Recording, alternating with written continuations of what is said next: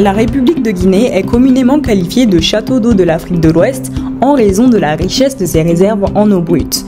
Elle dispose en effet de 3 fleuves principaux, le Niger, le Sénégal et la Gambie, ainsi que d'un réseau interne composé de 1165 rivières. Néanmoins, malgré cette abondance hydrique, la Guinée éprouve des difficultés à satisfaire les besoins de sa population en eau potable. Encore en 2023, de nombreux foyers et entreprises locales n'ont pas accès à l'eau potable de base en Guinée à cause du faible taux de desserte qui est de 31% dans la capitale et 7% dans les villes de l'intérieur. Oui, nombreux sont ces Guinéens qui doivent parcourir de longues distances pour approvisionner leur foyer en eau.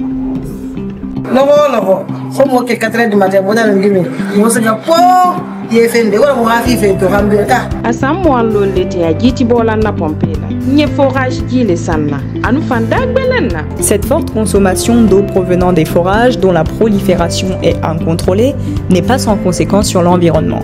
Pire, cette situation alarmante entraîne un risque sanitaire à moyen terme élevé entre le puisage dans des récipients mal entretenus et la manipulation que l'on fait de l'eau. Il se retrouve contaminé à la consommation. Conséquence, un tiers des consultations dans nos hôpitaux sont dues à des maladies hydriques.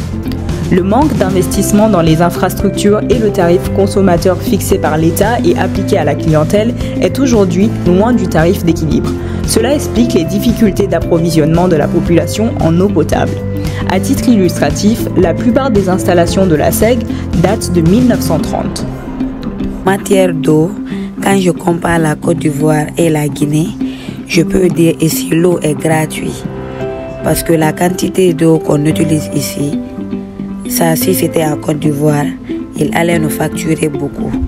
On gaspille l'eau ici. Sur la question de l'assainissement, la situation est tout aussi dramatique car très peu développée.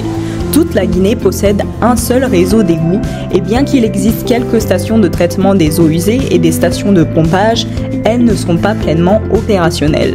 Et les déchets solides non correctement gérés, ajoutés au faible taux d'assainissement amélioré et la faiblesse des services d'assainissement sur site, aggravent ces problèmes.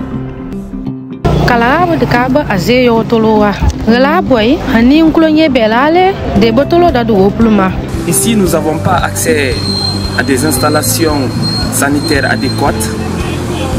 Faute d'alternatives, on défèque à l'air libre. C'est pour toutes ces raisons qu'au lendemain du 5 septembre, le gouvernement guinéen s'est lancé dans une vaste opération de refondation de l'État qui vise à atteindre les objectifs de développement durable dans tous les secteurs. Pour l'eau, la Société des eaux de Guinée qui gère ce patrimoine a fourni beaucoup d'efforts ces 12 derniers mois car le gouvernement du CNRD a fait de la question de l'eau potable une priorité. Aujourd'hui, nous assistons à la réparation de la quasi-totalité des tuyaux vétustes de plusieurs quartiers de la capitale, à la pose de compteurs chez chaque usager, à la construction de nouvelles infrastructures et au retour progressif de l'eau potable à la pompe dans certains quartiers, bien qu'encore timidement. Au-delà des gros travaux de changement de tuyaux, il y a une véritable nouvelle dynamique à la SEG. J'ai testé leur système d'alerte via WhatsApp pour signaler une fuite d'eau dans mon quartier. 48 heures après, c'était réglé.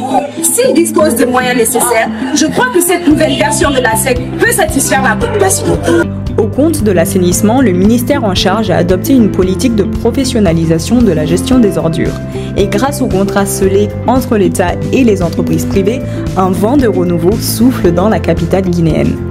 De façon quotidienne, les rues sont nettoyées et bien loin d'être suffisants, des véhicules tournent continuellement pour le transfert des ordures. Ils sont très courageux et constants, mais il leur manque tout simplement les moyens matériels pour pouvoir s'occuper des ordures que nous dégageons chaque jour. Et il va de la santé de tous, donc occupons-nous de nos ordures. Ils ramassent et vont poser à côté, c'est bien, mais le problème n'est pas résolu, trop de risques. Comme pour dire que malgré les quelques résultats satisfaisants de cette première phase de gestion, il y a beaucoup d'insuffisances à relever. Rien que pour le secteur de l'eau, il y a un besoin important d'investissement. 2,7 milliards de dollars à mobiliser pour sortir des mauvaises habitudes de gestion des questions d'eau pour aller vers des solutions durables. C'est à ce prix seulement que la SEG pourra faire face aux nouveaux défis qui s'imposent à elle. C'est pour toutes ces raisons que le gouvernement, à travers le ministère des Finances, de l'Hydraulique, l'Énergie, Hydrocarbures, avec la SEC, organise le Forum national de l'eau et de l'assainissement pour sensibiliser, mobiliser les décideurs et partenaires pour aider la Guinée à lever les fonds nécessaires pour le développement économique du pays. Chers partenaires, dirigeants d'entreprises, fournisseurs de la SEG, société civile, nous comptons sur vous pour faire avancer le secteur de l'eau et de l'assainissement dans notre pays.